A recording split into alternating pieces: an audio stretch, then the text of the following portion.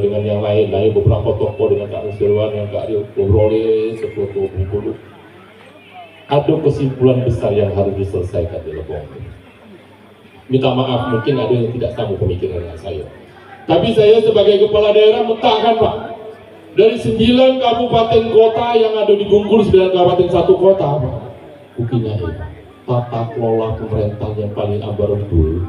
Minta maaf Pak, Lebong ini Pak. Betul. Nggak kamu ekspos di media nggak apa-apa. Dan ini saya sampaikan beberapa kali evaluasi rapat kerja provinsi Pak. Kataku rusak tatanan pemerintahan kamu orang. Ganti bupati. Nih, kita nggak usah diganti, tapi kita pilih Pak Azari nggak apa-apa. Bupati nggak usah diganti, namanya Pak yang kita ganti, nama orang yang duduk di bupati itu. Iya, tapi dengan kalian, saya melihat tata kelola pemerintahan ini, minta maaf. Tidak dikicikkan kata Jumawa Selatan itu tidak sekedar awal. Padahal kelola pemerintahan tidak boleh begitu, ada aturannya. Nah berdampak kemana sekalian? Agak rusak kisru masyarakat. Bukan saja soal camat, bukan soal asisten, bukan sampai ke BMA di sini kacau. Ini nggak saya buat-buat. Jadi bukan soal tatanan camat jadi staf lurah, enggak saya gak juga. Yang camat jadi lurah, itulah aparat tuh. Ini sampai ke BMA, rusak tatanan di sini. Tidak ada kabupaten begini. Nah maksud saya sekalian, kalau tatanan kelola pemerintah yang sajalah rusak, ya kita bayangkan bagaimana dia membangun yang lain. Akhirnya berkesimpulan kata Pak Bambang, Pak Azari, ayo maju.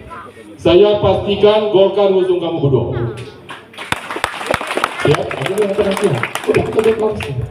Akhirnya mereka menjadi pasangan calon bupati dan wakil bupati.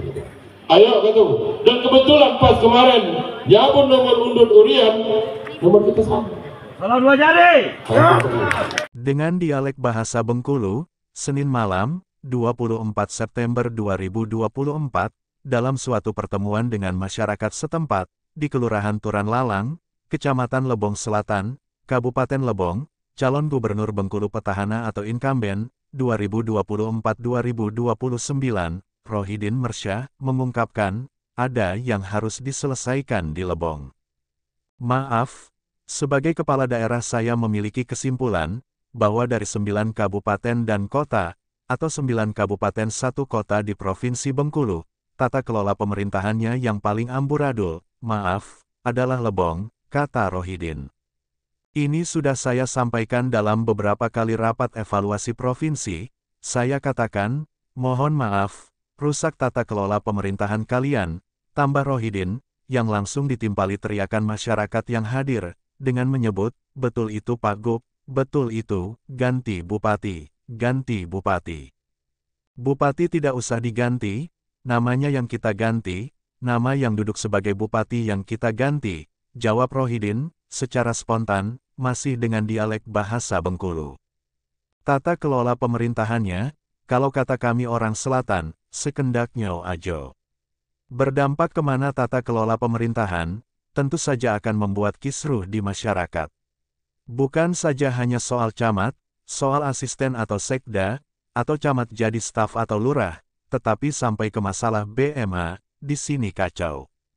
Jika tata kelola pemerintahannya sudah rusak, bagaimana mau membangun, tegas Rohidin Mersyah, juga masih dengan dialek bahasa Bengkulu.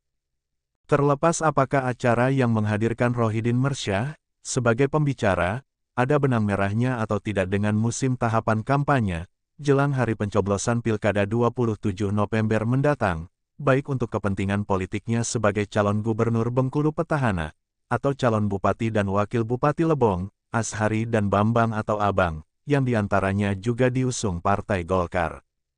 Ketua PFAMAL, atau Perkumpulan Front Aliansi Masyarakat Lebong, Bahtiar, saat diminta tanggapan terkait pernyataan Rohidin Mersyah, tegas mengatakan, bukan hoaks atau kampanye hitam, karena yang disampaikan merupakan fakta tak terbantahkan, yang diyakini akan dibenarkan oleh mayoritas masyarakat Lebong. Apa yang disampaikan Pak Rohidin, adalah kebenaran dan bukan pembenaran.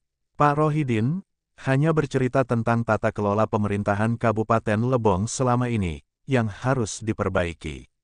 Buktinya, apa yang diungkapkan Pak Rohidin, spontan dijawab oleh seluruh masyarakat yang hadir dalam pertemuan, dengan menyebut, "Betul itu Pak Gub, betul itu Pak Gub." Kata Bahtiar, kepada produser eksekutif Bintang TV dan pemimpin redaksi media Agen 07, Herudin MDK, yang juga Ketua Markas Daerah atau Kamada Laskar Merah Putih Provinsi Bengkulu, melalui sambungan telepon selular, Jumat, 25 Oktober 2024, di Bengkulu. Disinggung tentang respon masyarakat yang hadir pada pertemuan dengan Rohidin Mersyah, secara spontan berteriak, "Ganti Bupati, ganti Bupati," menurut Bahtiar, adalah ungkapan isi hati dari lubuk hati yang paling dalam, dan merupakan hak demokrasi warga negara yang tidak boleh, atau bahkan tidak bisa dihalang-halangi oleh siapapun. Terbaru, yang oleh sebagian masyarakat setempat, dipotret sebagai tata kelola pemerintahan yang memalukan, adalah manuver pejabat atau PJ Sekda, Mahmud Syam, yang meski sudah habis masa jabatannya, tetapi tetap ngotot merasa dia adalah PJ Sekda, dengan tetap menguasai ruang kerja Sekda Kap Lebong. Terpisah, diberitakan Radar Bengkulu Online.id, edisi Jumat, 18 Oktober 2024, mantan PJ Sekda Kabupaten Lebong, Mahmud Syam, dilaporkan ke Kejaksaan Tinggi Bengkulu, dan Ombudsman, termasuk aduan masyarakat, atau Dumas ke Polda Bengkulu. Pada konferensi pers, Kamis, 17 Oktober 2024, di Kota Bengkulu, dikatakan, laporan disampaikan pelaksana tugas, atau PLT Bupati Lebong, Dr. Andes Fahru Rozi, melalui kuasa hukumnya, Aan Julianda SHMH. Menurut Aan, meski oleh PLT Gubernur Bengkulu, Mahmud Syam sudah diganti dengan Doni Swabuana, terhitung 27 September 2024, tetapi dia masih menjalankan tugas sebagai Sekda.